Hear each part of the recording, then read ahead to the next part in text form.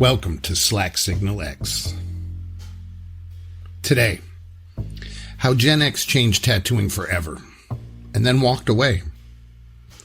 I tattooed for 25 years, all over Connecticut.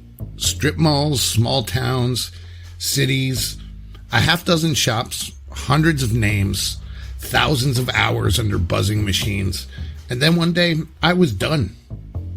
Not because tattooing changed, not because I was above it, not because my life came apart, divorce, substances, and a quiet kind of burnout that doesn't show up all at once. It sort of creeps.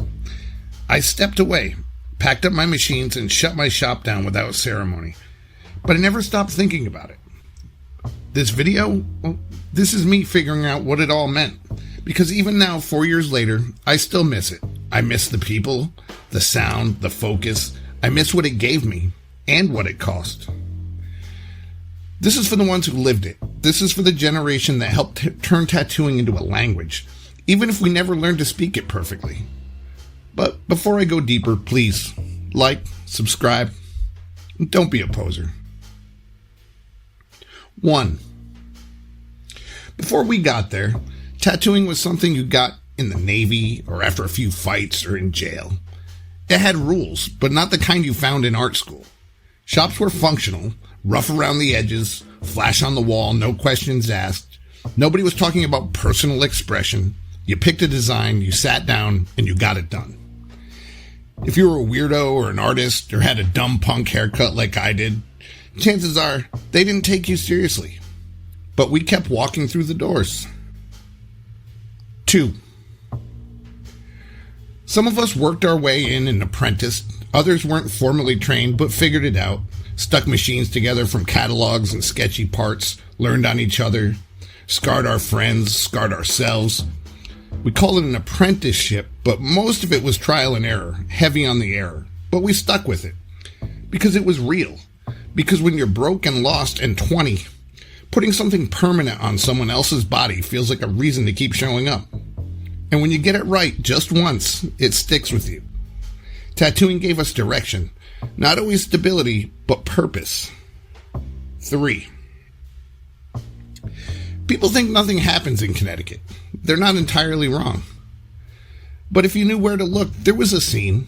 Small towns with basement shops, a few anchors in New Haven and Hartford, good artists working in bad buildings, quiet legends with no Instagram footprint. It wasn't glamorous. You hustled or you didn't eat. You did a lot of walk-ins, flash that hadn't aged well, but every now and then, someone came in with an idea that made you sit up. And you put everything you had into that one tattoo because it mattered. Even if no one outside that room would ever see it. 4. We were the ones who blurred the lines. Fine art, street culture, punk aesthetics, sacred geometry, biomech. We didn't pick a lane. We took all of it and made it work, or at least tried to. We were the last ones who learned before the internet, before reference photos on phones, before booking systems and brands and content calendars. We didn't always get it right, but when the client looked in the mirror and smiled, like really smiled, you knew you did your job. No hashtag needed. 5. Tattooing isn't just creative work. It's physical, emotional, 10 hours a day hunched over, hands shaking, eyes strained, back shot. You're holding someone else's story and trying not to screw it up. You get everything in that chair. Grief, celebration, trauma, boredom. You become a container for it all.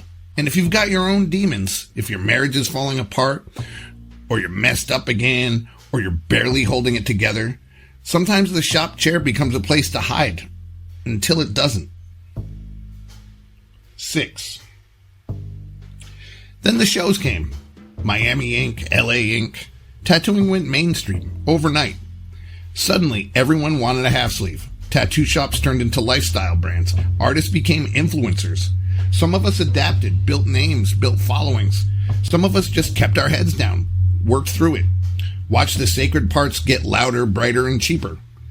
It wasn't better or worse, it wasn't the same. And if you were already tired, already unraveling, it was easy to feel like you didn't belong anymore. 7. why I left. There wasn't a big goodbye, no retirement party. I just stopped. Stopped answering texts, stopped showing up, stopped pretending I could keep it together. My marriage was over.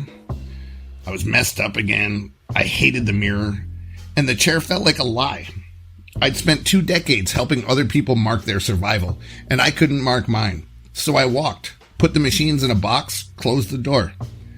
But I never stopped thinking about it. Never stopped hearing the hum in the back of my skull. I never stopped missing the work. That's why I'm telling this now. Because even burnt out, even broken, there's still something in me that wants to keep this story alive. 8. Gen X doesn't need a monument. They're not looking for recognition, but let's be real. We took tattooing from subculture to culture. We opened it up, made it weirder, better, riskier. We brought in artists who never would have made it in the old guard. We tore down walls. We made it personal again. And we did it without a roadmap, one line at a time, on skin, in basements, under bad lighting. We showed up when no one asked us to, and we left something behind. 9.